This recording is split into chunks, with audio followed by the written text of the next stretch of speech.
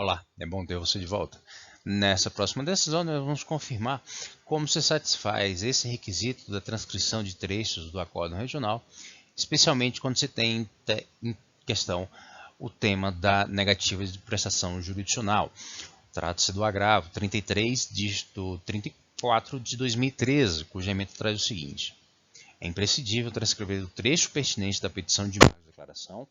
e do seu respectivo acórdão para possibilitar o cotejo entre ambos, inexistindo a delimitação dos pontos suscitados na peça recursal sobre os quais o Tribunal Regional supostamente teria deixado de se manifestar, torna-se inviável a análise da nulidade do acórdão regional por negativa de prestação jurisdicional. Então, o que é certo é que com a introdução do parágrafo 1º A ao artigo 896 da CLT, houve a criação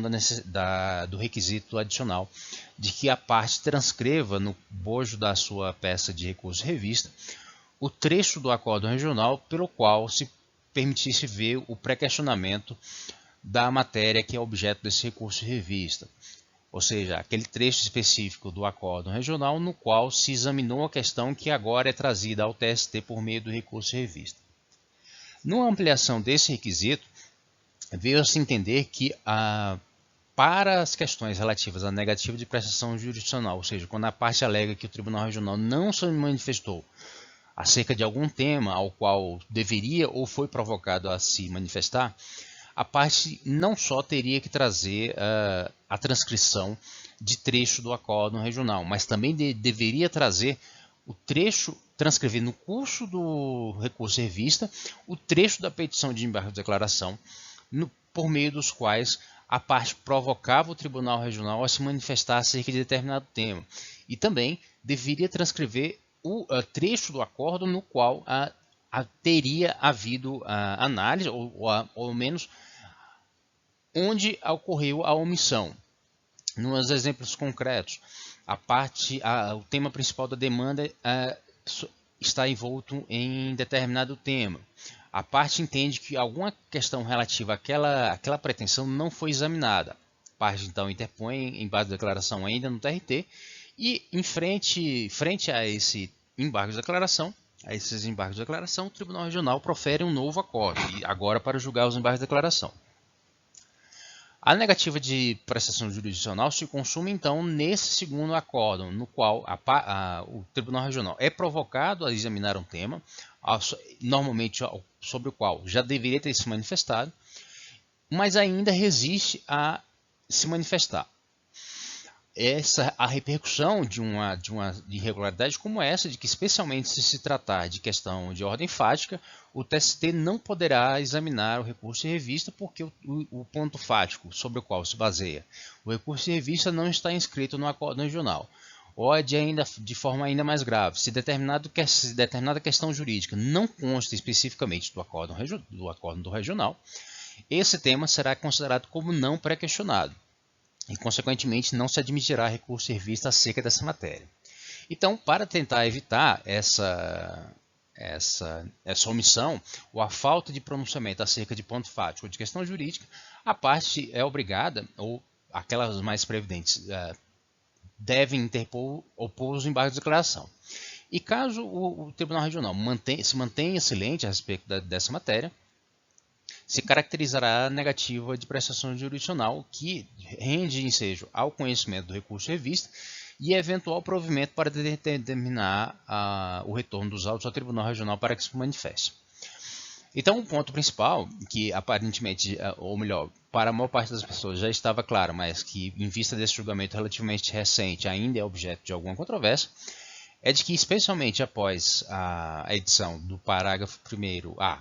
ao artigo 896 da CLT,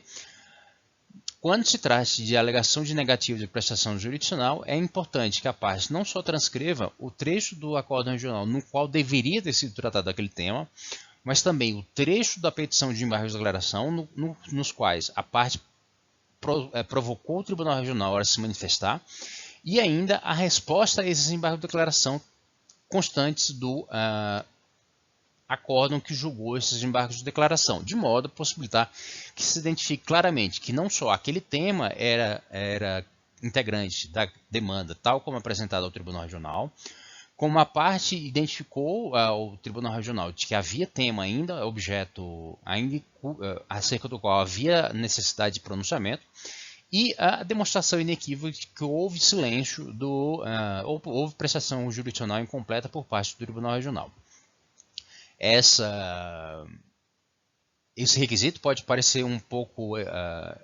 exorbitante no primeiro momento, mas é bom aqueles que têm alguma prática ou alguma vivência junto ao TST vão reconhecer que por vezes havia manifestações acerca de negativa de prestação jurisdicional que eram absolutamente genéricos, ou seja, a parte simplesmente estava insatisfeita com o conteúdo do acordo regional e alegava, às vezes mesmo sem opor embaixo da declaração na origem, apresentava um recurso de revista com a alegação de negativa de prestação jurisdicional, sem que, como disse, houvesse interposto embaixo da declaração perante o Tribunal Regional e tampouco dispusesse nas razões do recurso de revista a forma clara acerca de qual ponto ou questão jurídica teria sido objeto dessa omissão por parte do Tribunal Regional. E por isso, como disse, especialmente a partir com a introdução do parágrafo 1º-A ao artigo 896, o TST passou a exigir essas transcrições adicionais. Ou seja, se você tiver que examinar ou preparar um recurso de revista, fique atento a essa perspectiva no que toca à negativa de prestação jurisdicional. E mais uma vez eu agradeço pela oportunidade de ajudar você a entender melhor o direito do trabalho e do processo de trabalho. Eu peço que você deixe seu like, assine o canal e divulgue esse material com outras pessoas que possam ter nele interesse. Mais uma vez eu agradeço e nos vemos no próximo vídeo. Até mais!